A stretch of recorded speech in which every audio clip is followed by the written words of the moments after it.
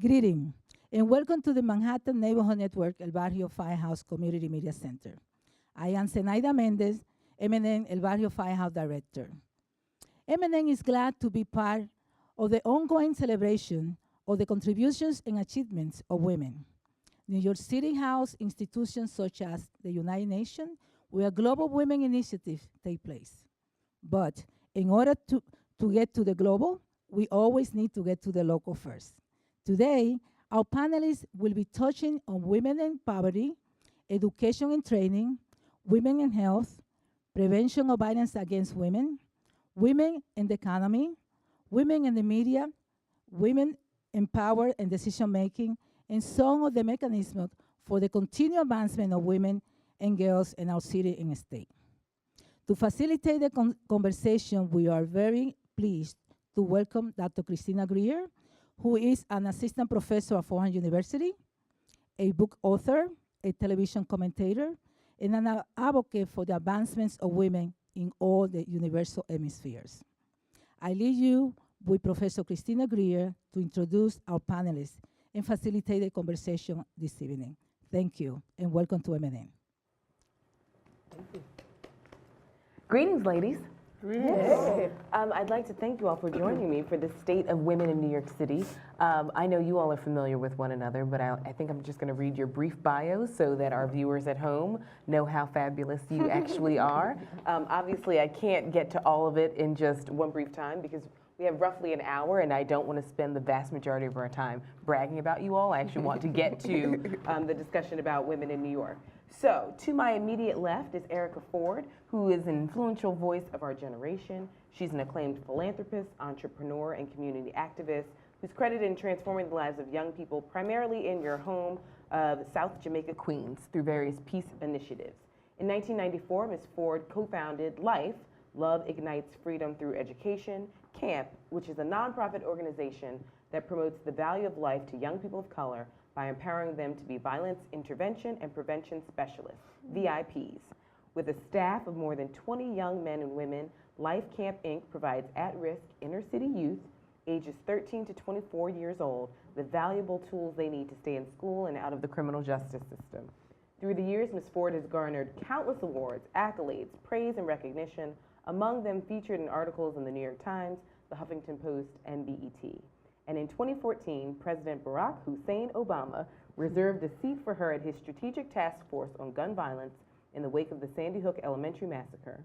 Ms. Ford currently travels throughout the world delivering anti-violence addresses at prisons, community centers, high schools, colleges, and conferences. Welcome. Thank you for having me. To her left is Ashley Emerole, who's a career public servant who's worked with various government agencies since graduating with a master's in urban planning from CUNY Hunter. In 2014, she was the president of the Manhattan Young Democrats, the largest young Democrats club in the country. And during her term, she focused on issues of gender and social and racial justice.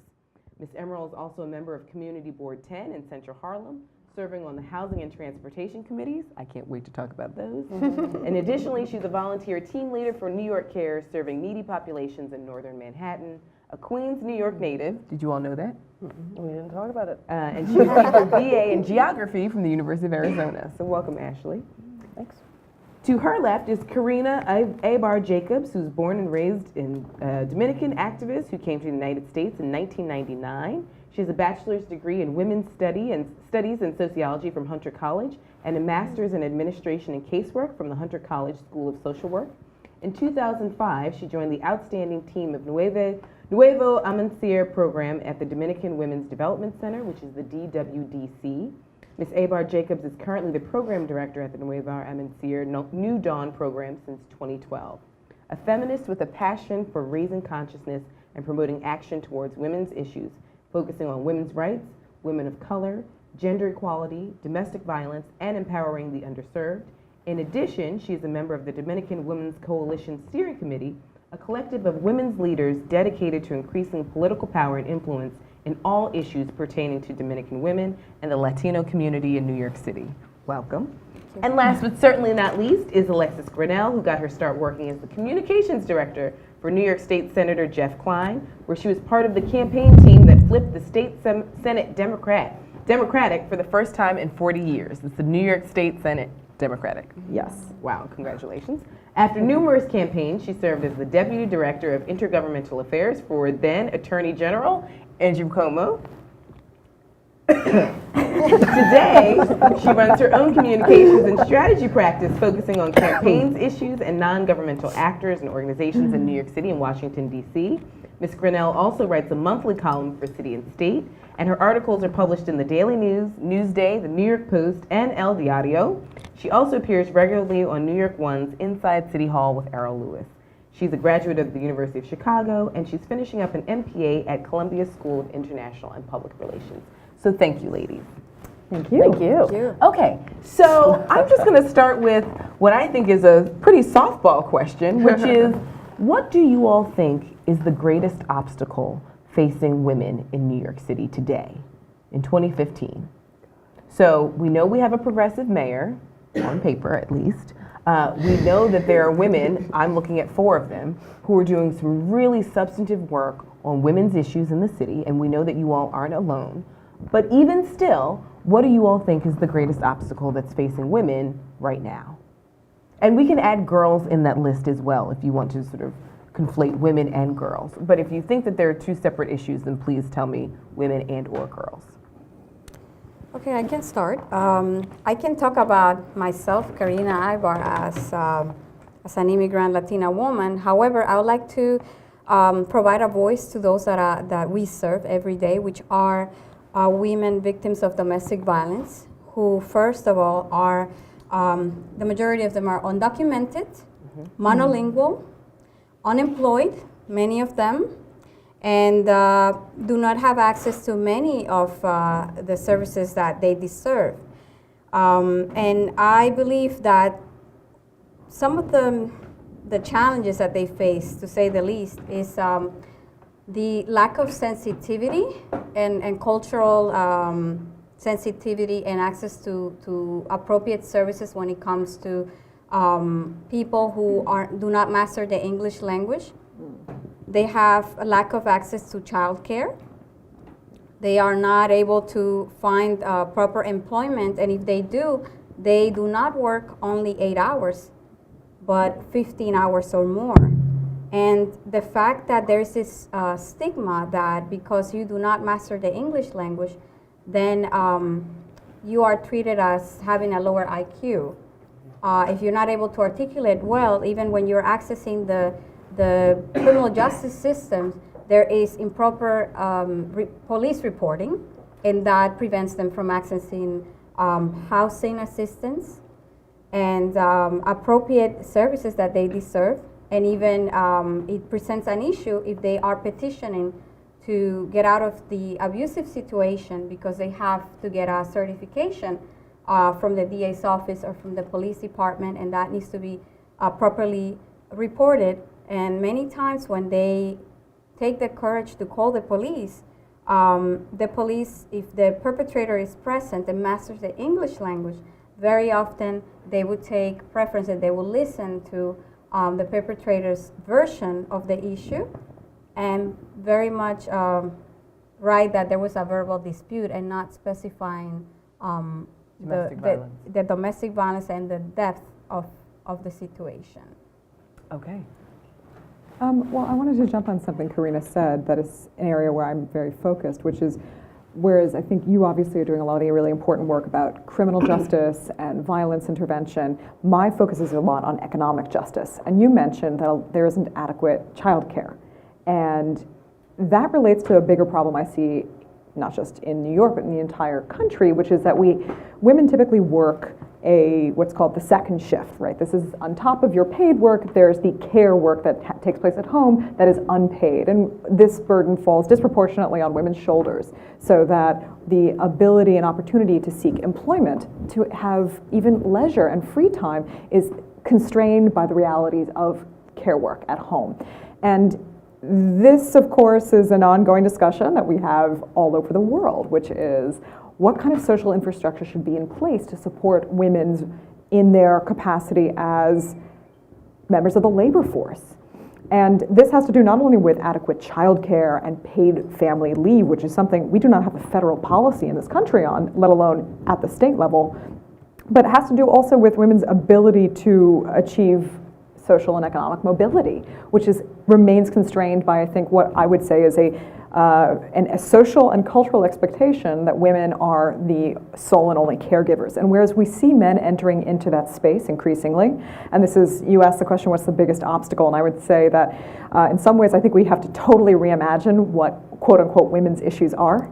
And they're not women's issues, actually. These are social issues. These are family issues. These are issues that have to do with growing our economy. To silo them into these categories that make them seem as if they're only of issues related to women is, I think, a big mistake. And that has to do with creating a total cultural sea change so that the reality of care work is acknowledged as work, even though it may be unpaid, and is compensated through social infrastructure so that women can fully participate in the labor force, become full and contributing members of the economy. We're currently losing out in terms of our competitive advantage. We see when we have this sort of completely male-dominated environment, we're not even tapping into half the talent out there. Women are still in New York State only have workforce participation at about 56%. That's pretty low.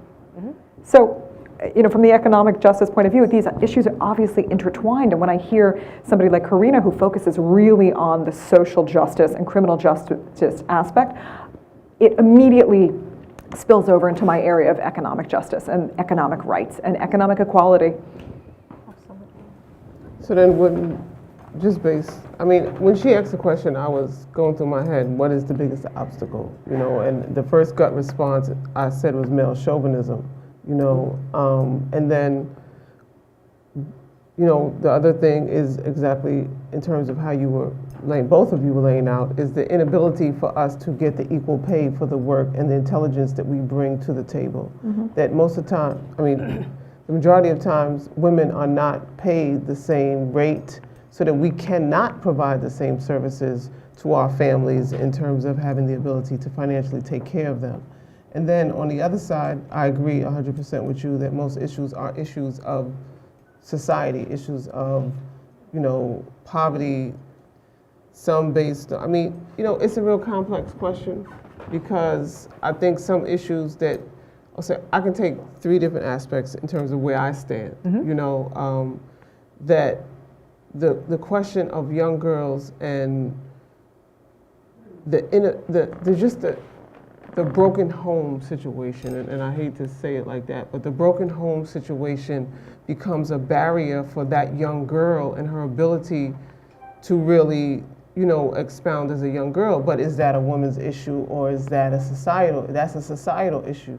We're not in a vacuum with ourselves. So, most of the issues that we have grown to put in boxes, maybe we should take them out of boxes and really look at our family and our society and our social being mm-hmm. and the interconnectedness of us all so that we don't keep being left in that box. Because when we define ourselves in a box, we get left in the box.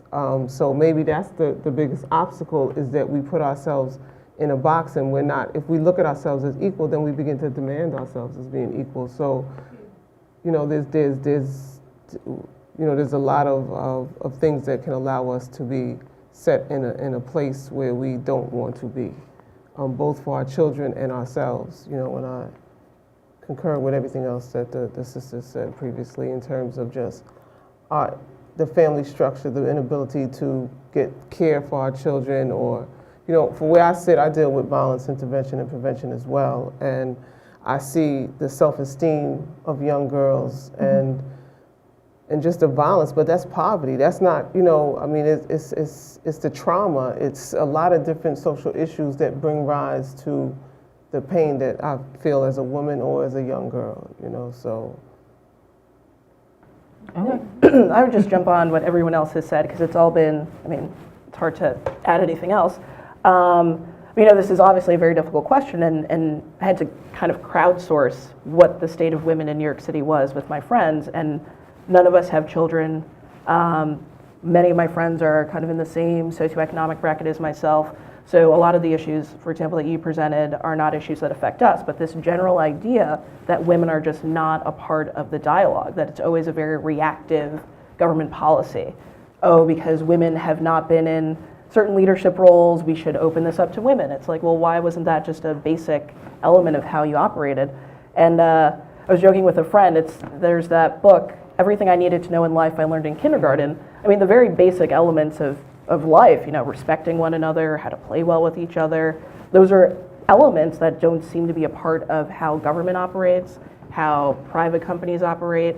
We're constantly being forced to react to how we've been backed into a corner, and instead of these being common sense ideas, we're fighting for this. I mean, the fact that the Women's Equality Act is a bill that has to be passed rather than just common sense, it's really mind-blowing to me. Also, the Women's Equality Act is highly inadequate. You actually exactly. even go Very through true. these 10 points, and they're pretty weak in terms of what their impact would be. They're more, I want to say symbolic.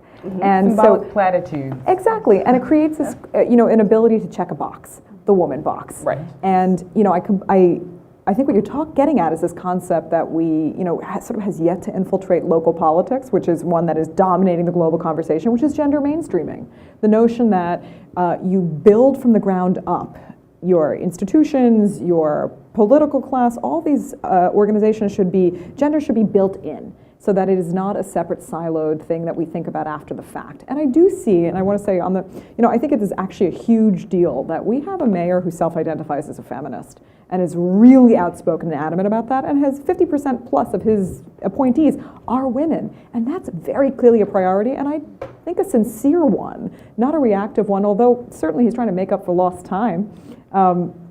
But his efforts are sincere, and I think that's a great start. And I think that's really meaningful on a qualitative level, not even just the quantitative, like how many women do we see in the cabinet, have we checked the woman box, but on the qualitative level, what that means to have a mayor who's like, I'm a feminist, absolutely. By the way, like my wife's in charge of half my decisions. I mean, you may disagree with how he handles that, we can talk about that separately, but he's got no shame about admitting the power of her role in his life. So essentially, this leads me to my second question, because we have this mayor who believes in female leadership not only descriptively, but also substantively, right? And so what I hear you all saying is that there are these conversations about social justice, economic justice. I would add in my research, racial justice as well, right? Because we do know, and I've spoken about this on several occasions, if white women are making 76 cents on the dollar, we know that Black and Latina women are making much less than that even still. So social, economic, and racial justice sort of as a triumvirate, if you will, and this holistic approach, Erica, that you keep talking about, not just with equal pay, but sort of this infrastructure, right? Building women into this foundation so that we're not this kind of plus one. The way oftentimes race and ethnicity are treated as well, right? Just this after the fact, oh yeah, maybe we should have some talent. And it made me think about, these reactive policies that we have for so many. I don't even like calling women marginalized groups, right? Because we're 51% of the population. Or diversity. So, right. I mean, that's completely absurd. And it made me think about an article I read about what Germany's doing. Germany and making sure that every single board has 30% female representation, minimum. And they're behind several other countries that have already done this. But they were essentially saying, well, if we know that we have really smart women here, why aren't we at least just making sure, just in case people get certain ideas in their heads, that we have some sort of representation? That's just an idea about this infrastructure piece that you brought up, Alexis. But I wanted to say, because all of you interact with, say, de Blasio and administrations and sort of how city government works on various levels on a daily basis, can any of you give me a concrete policy that you would want to see that helps better incorporate women into this economic, social, racial justice framework that you all have laid out? Is there something either that's in the works, or that's something, if you had your ideal scenario, Alexis, I got that. I got like a list, but Okay. no problem coming up with something. That's me. First and foremost, I think this is probably more something for the city comptroller, Scott Stringer. I would like to, but it's a partnership kind of thing. I would like to see gender audits of from the controller's point of view, of any company that we are going to invest the 5 pension fund system in.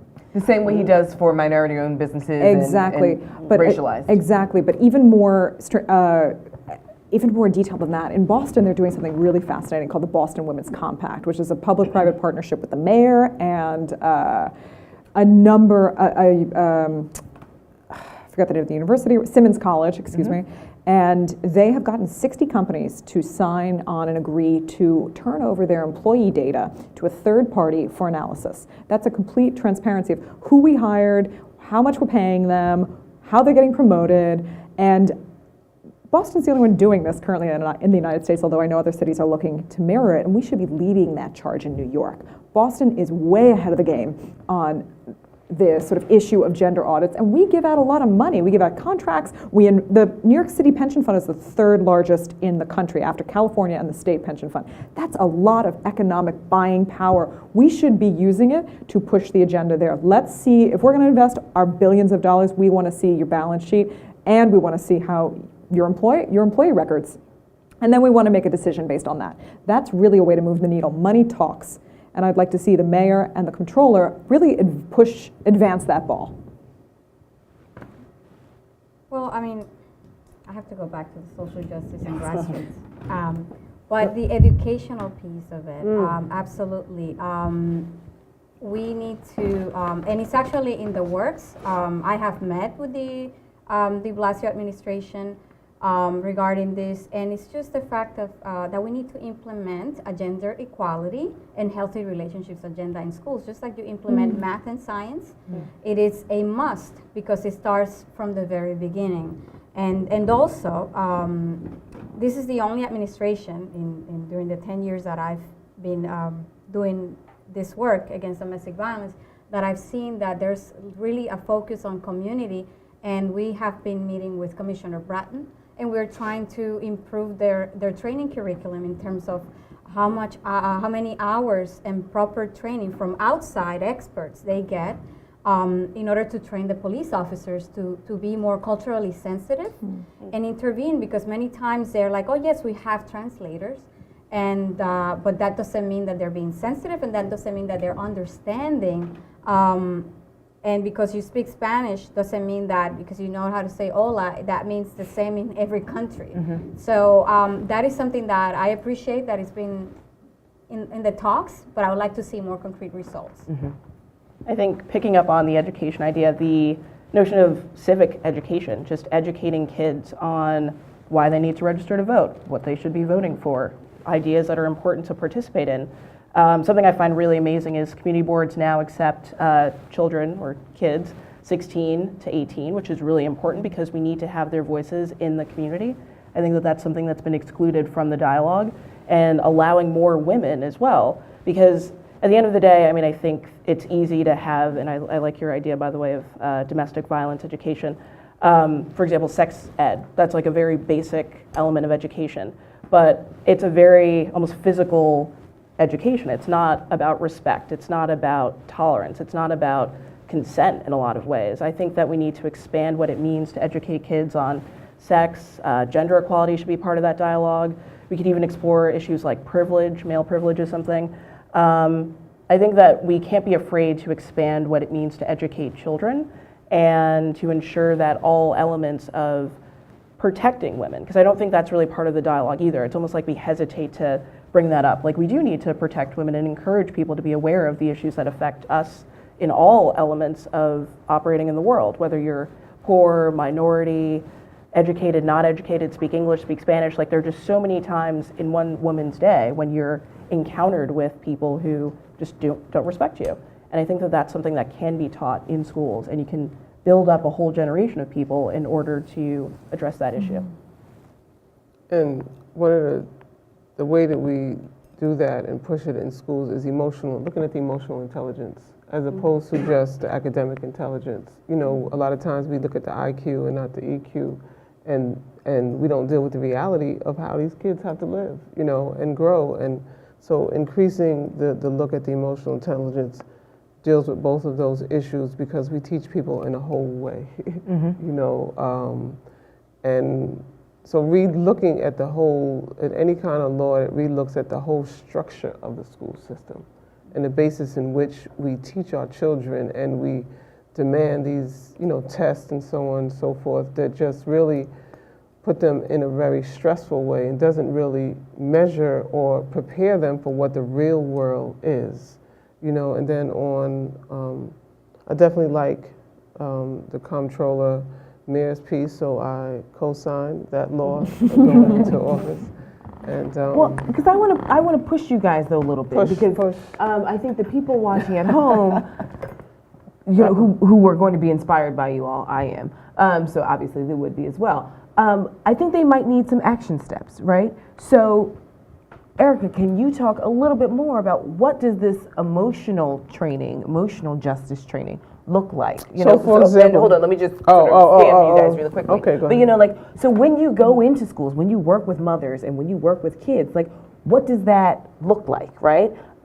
Joining a community board, how would someone who's watching television right now, how would a woman who's watching this right now, or a young woman who's watching this, it's like, oh, I'm 17, I would love to join my community board. How would they even get started, right? If we're thinking about better training of the NYPD and sort of having this real education, right? Not just, hola, adios, glad you're feeling better, right? But how do we then get our communities to hold in the NYPD accountable, especially the NYPD in their respective areas, right? And then also, how do we really push Stringer and de Blasio, right? Both of them are, at least on paper, and what they've shown relatively thus far, they seem progressive. They seem like they want to move the needle past the Bloomberg and Giuliani years, right? So then how do we get to Stringer to say, well, you haven't done it yet, it's been over a year, so maybe it's in your mind, maybe it's not. But who then is in charge of making sure that it's on his agenda? Who then puts that bug in his ear to say, 2017's around the corner, Bill and Scott, if you actually want women to come out for you, you need to get on the horn and yesterday do it. So can you just sort of walk the viewers at home through these ideas that you all have? All of them seem doable and really encouraging, but how does one who's not an expert really get involved? So I'm going to start in the beginning of what I did. And New York wanted to bring, in the state, they brought this concept called SNUG, which is guns spelled backwards. And it's a model that comes from Chicago. It's a cure violence model. And it deals with violence interrupters and outreach workers. And I lobbied or advocated for them to add a more holistic piece to it. And I wouldn't accept it. And I constantly, pushed and worked with some professors at Columbia and different schools to push the idea of we have to look at therapeutic healing. We have to look at the unconventional ways of dealing with gun violence and how that impacts on us. And we have to go into schools and teach, exactly what we're talking about. And so then they bought on my concept after 5 years. And when I say what I say about that is that any person who has an idea of something that they want to get accepted, you have to just go through the process of doing it. And in the process of doing it, it gets done, as long as you don't stop. And so when we go, so the mayor, first it was under Bloomberg and our former city council people, they instituted the New York City Crisis Management System. And that system allows us to now deal on a broader sense of just not going in and arresting people or not knowing how to deal with. So we met also with the NYPD and presented that we have to look at how these officers think and the stories that we have in our heads. So when we go into schools or we working with the police or we're working with young people or we're working with young girls, we deal with the stories and the pain and the trauma that we've been through as men and women, and how do we get over that? How do we move past that pain and really look at that and not look at the act that has happened? So if a mother lost their child, that child unfortunately is gone, and you can't change that reality. But now how do you move past, as a mother who lost your child, to not only live as a woman, but deal with your other 3 children. So it's step by step, really beginning to erase the stories that says that you can't do it, that as a woman you're too emotional, or as a woman you can only fit in this category. Yesterday, one of my employees and I had a very heated debate because he felt that we as the women shouldn't respond to the situation because there was guns involved. And he wanted to, quote, protect us. And I'm like, no, this is our job, just like it's your job. And we should not be prevented to go and do our job because you feel as a woman we can't do our job. So in each one of those aspects, as someone who sits at home, you got to challenge the barriers that are in front of you. You got to challenge the narratives that have been defined for you to, quote, be in that box. You know, step out of the box and create your own view or reality of how you see yourself and the things that you can make happen. So whether it's picking up a voter registration card, or knocking on your city councilman's door, or doing any of those things that you feel can be impactful in your future and your vision and your mission, then that's what I lay out in terms of the steps Okay. that they can take. Solid steps. Yeah, I mean, I'd start with, again, civic education is really important. I think that everyone needs to know who their city council person is, who their assembly person is, their senator. And it's amazing, very few people actually know who these people are. I mean, and these are the people who were elected to represent you in government, and you have no idea who they are. No idea. And they're the ones responsible for responding to the needs that you have. So first thing for viewers at home is figure out who those people are. And how would they do that? Right? Would they go to GothamGazette.com? Would they go to? That is a great website, by the way. It is. Yeah, it's one of the best. support it. I read it every morning. Would they, like, decide NYC? Like, how would they go about finding out who these people are? That's a great question. You can go literally Google my city council person, my New York State senator, my New York State assembly person, and find that information out. I wish it was just like common sense, but unfortunately it's not. You can certainly go to Gotham Gazette, you can certainly go to City and State, you can go to any one of the resources we have. I believe if you go to the New York City election website, they should have the listing not only of who your elected officials are, but what your district is, and there are lower level elected officials as well. Your county committee person, that's something I don't even know, to be honest. So that's like a number one. And with regards to community boards, which is something I feel very strongly about, being a member of my community board, first thing is to go to a community board meeting. So community boards are the lowest level of government for every community in the city. And lowest level does not mean anything negative. If anything, it means something awesome, because you don't have to deal with a lot of the stuff that comes up when you're an elected official. You're not paid. You're literally representing your interest and the interests of your neighbors. So every single neighborhood in the city is represented by 50 unpaid community board members, and you apply.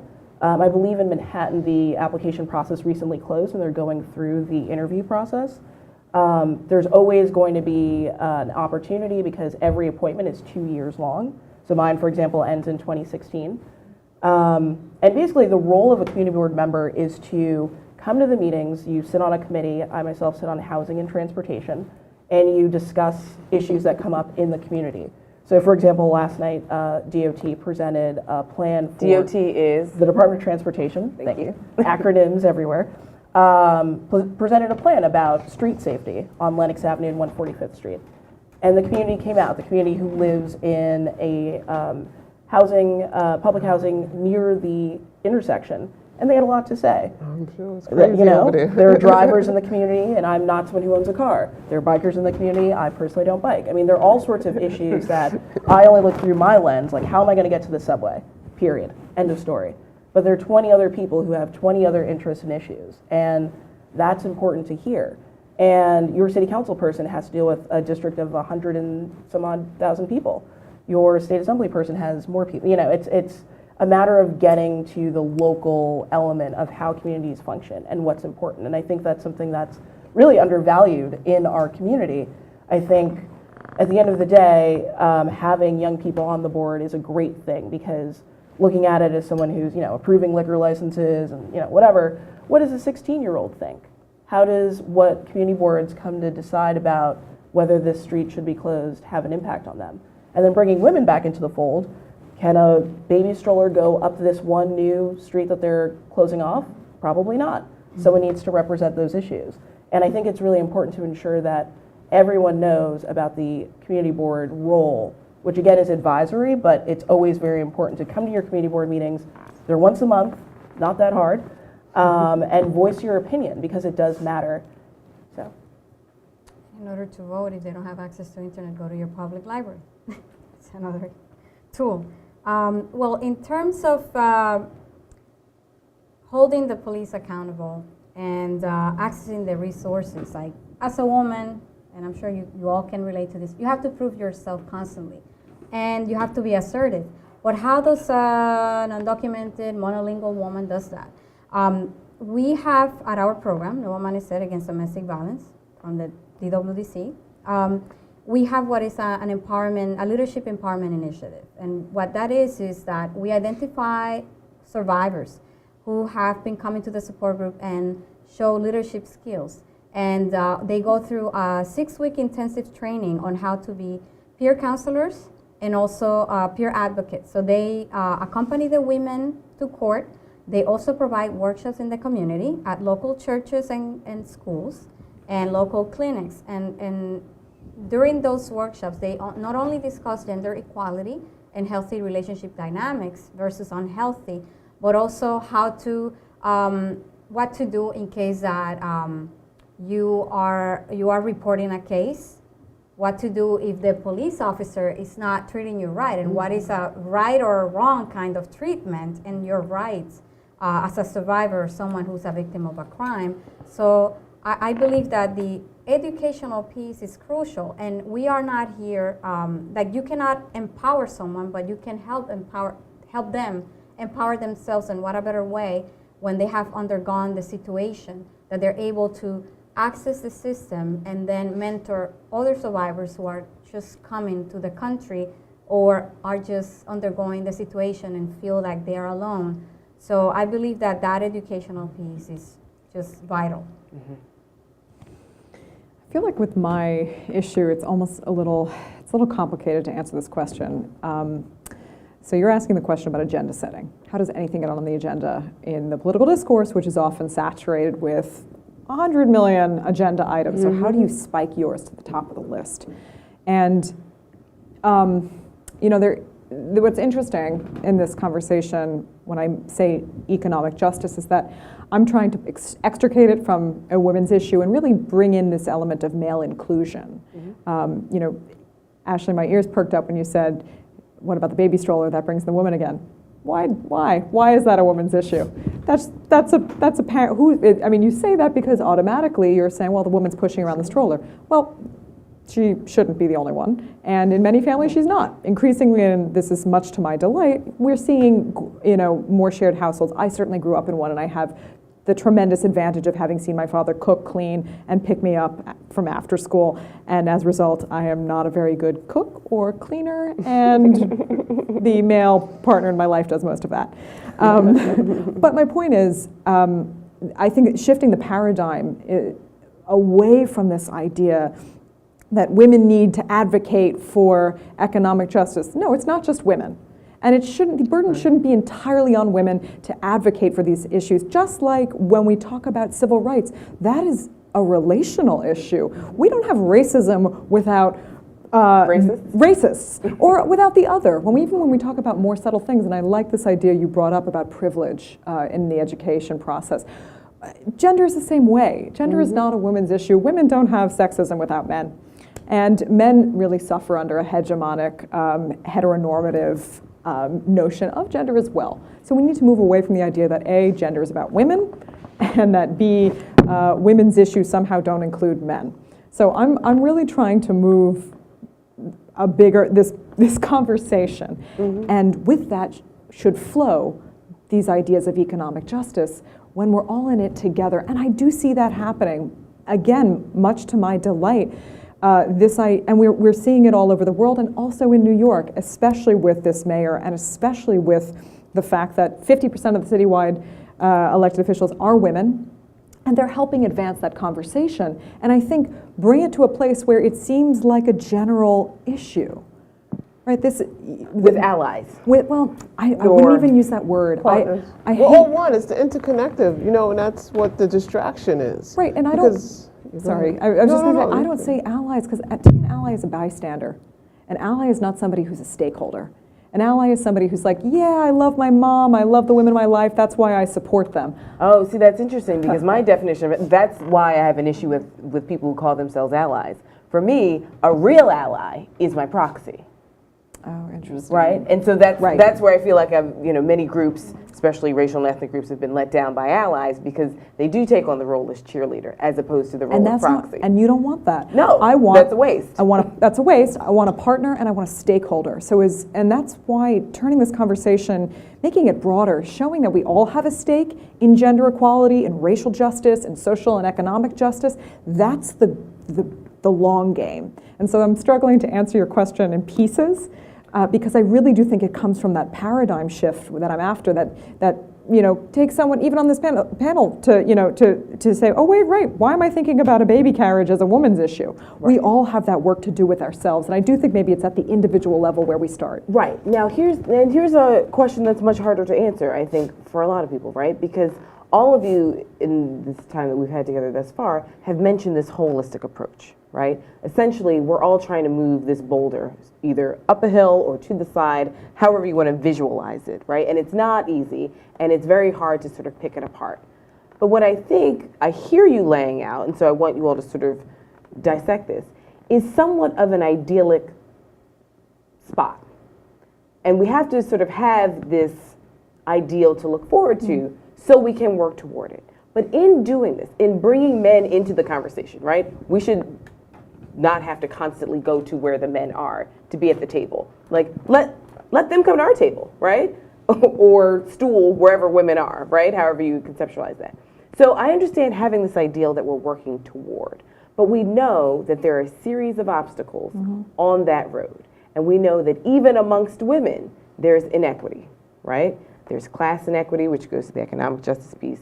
There's definitely racial inequity that has been historical, right, which has sort of prevented some of these coalitions from actually forming, right? There's been this social piece that taps into class, language, whatever it may be.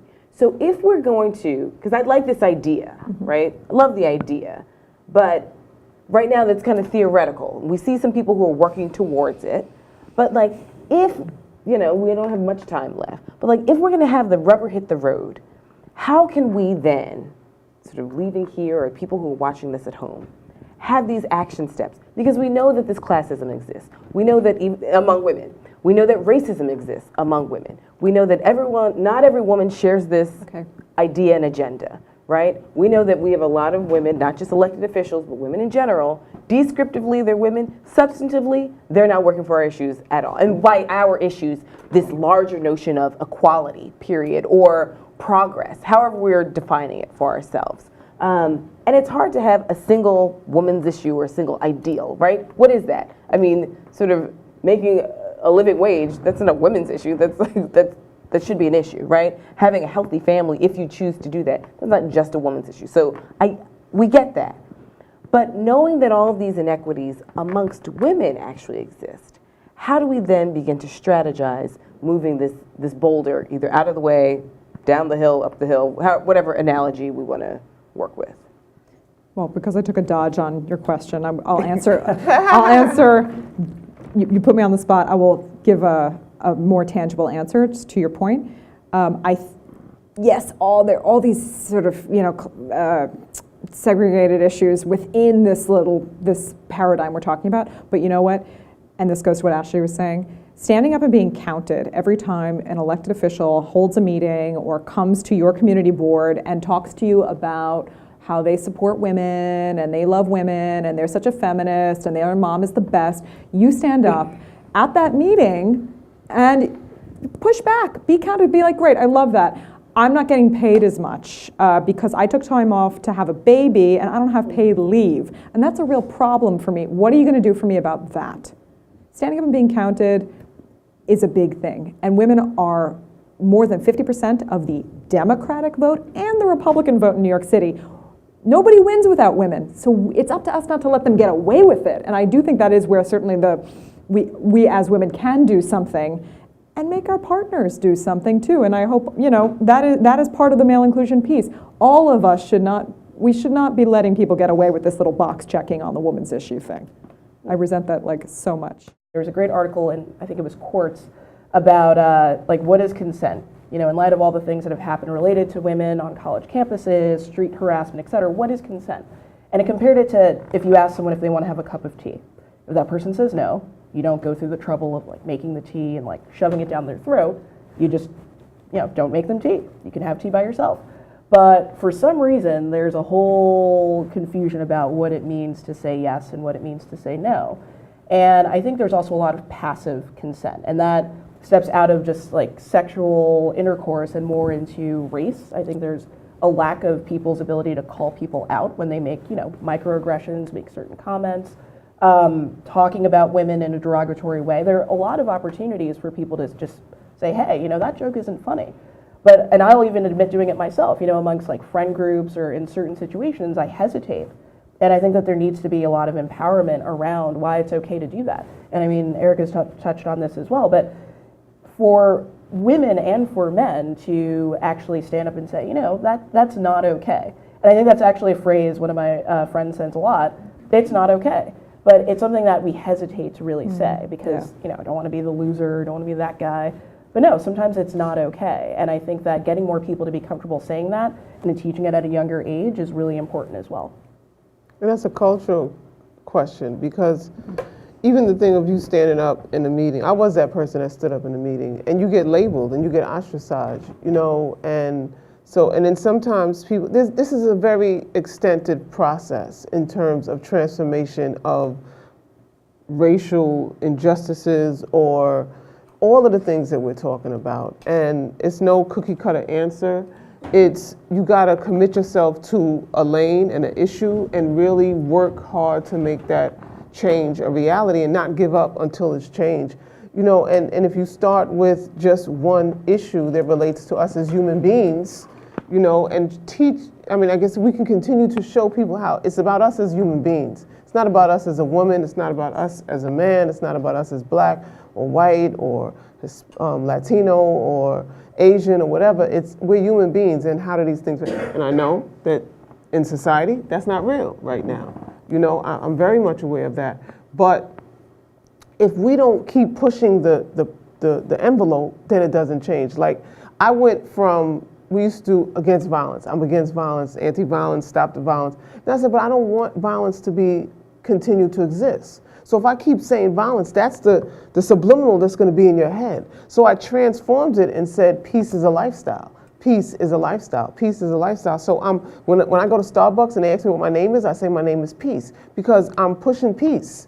So we just got this year institutionalized the thing that we do in terms of Peace Week as a part of the New York City calendar. So how they have Fashion Week and Fleet Week, it's Peace Week. So now there will be a week that we as New York City stop and celebrate and promote and bury the lead. That's amazing. You need to start with that. That's amazing.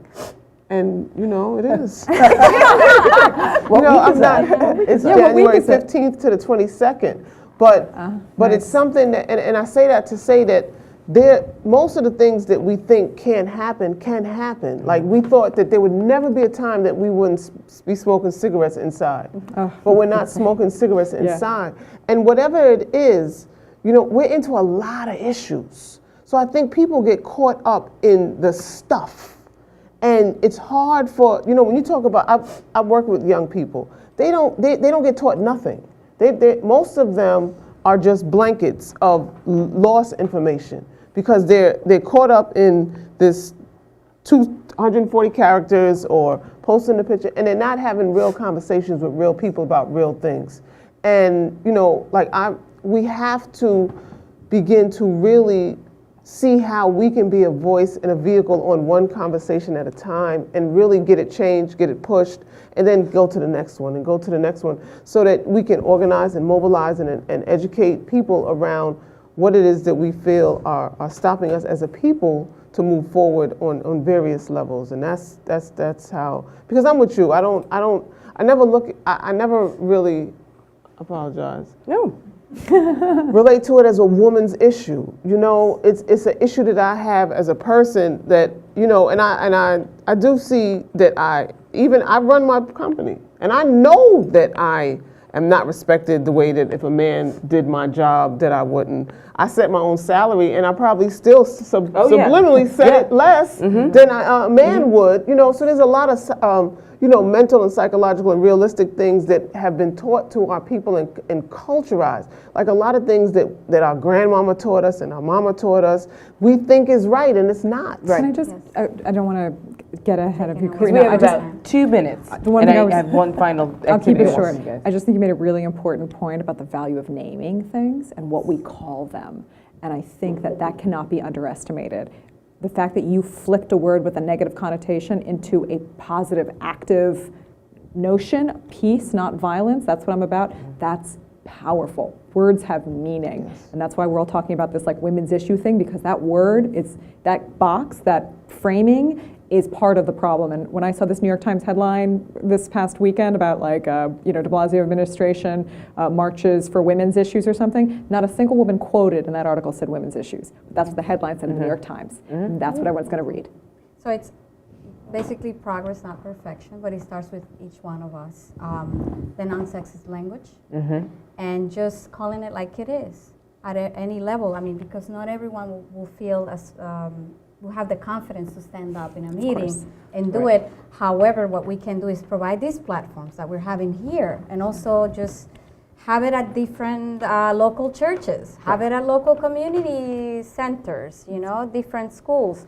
But it starts with us, and even as women, that institutionalized oppression and stigma, because if as a woman, as a poor woman, immigrant woman, or from here, you know, you achieve a leadership position, you are questioned not only by men but by other women, like how did she get there? So your integrity is questioned. Oh yeah. And we constantly have to prove ourselves. Probably almost every woman watching this at home, I mean, I think what you said about setting a salary for yourself is so powerful, right? I mean, in negotiations, I've literally had people tell me, you must think like a white man right now, right? To sort of protect yourself. But we only have 4 minutes left. And so what I found in teaching students for however many years I've been teaching students right now is that oftentimes I'm finding that my female students write in the passive voice. I also find that I have to edit my work every now and again to switch the passive to the active. I'm pretty good at advocating for myself. 2015 is my year for advocating for myself, but I find that I'm constantly surrounded by these dynamic women, right? So as we rename this panel, which is just a conversation about New York City with 4 dynamic women, right? Not a conversation about women in New York City, just a conversation with women in New York City, right? We're just gonna flip that. I wanna use this last 3 minutes really briefly for you all to just brag for a second.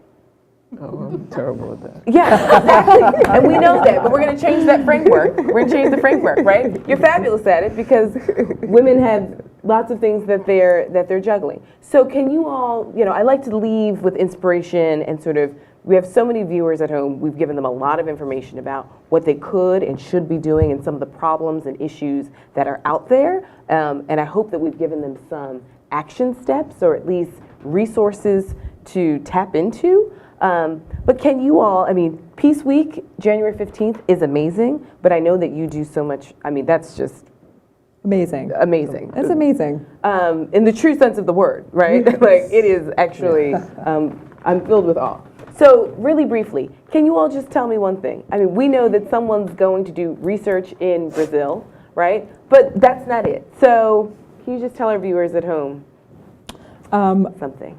Okay, well, you mentioned... Really briefly, we've got 2 minutes. I don't want to jump the lead, but in April, a bill is going to get introduced into the New York State Legislature that was inspired by a column I wrote. And so I don't want to give it away or who's introducing it or any details, but I was pretty psyched that a column I wrote about wage inequality for women is going to turn into some kind of bill, legislation, maybe. Okay, come join us. Every September 26th is the Brides March Against Domestic Violence. and it's a citywide event, and elected officials, community leaders join us, and this is going to be the 15th anniversary. So we'll have every borough participating, including Staten Island, which usually doesn't come.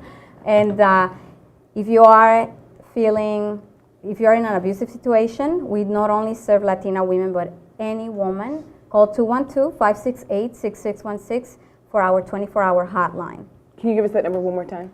212-568-6616. Thank you. I'm going to be bowling for abortion rights actually next month. So there's an organization has an April bowling night, and the money that's raised will go to ensure that women have access to abortion clinics across the country. And if you want to join my team, you can email me Ashley, ASHLEY, at gomyd.com. Well, one of the greatest things that's going to happen in April is I'm going to be 50 years old. So April 8th, I'll be 50. We're having our gala, but you can learn more about our organization and the work that we do at lifecampinc.com. Lifecampinc.com. And, you know, Erica Ford, NYC. Let's just keep building, keep learning, keep growing. Great. Thank you, ladies. Thank This has you. been What about truly- you? What about you? Well, I got to moderate a panel with 4 of the sharpest women I've met in a really long time. I mean, that's one thing. And I'm working on my second book. African Americans who have all run for the White House. 20 have been African American women. Wow. That's cool. That's So excellent. just so you all know. So thank you all for joining us. Please be sure to tune in to MNN, and thank you for coming.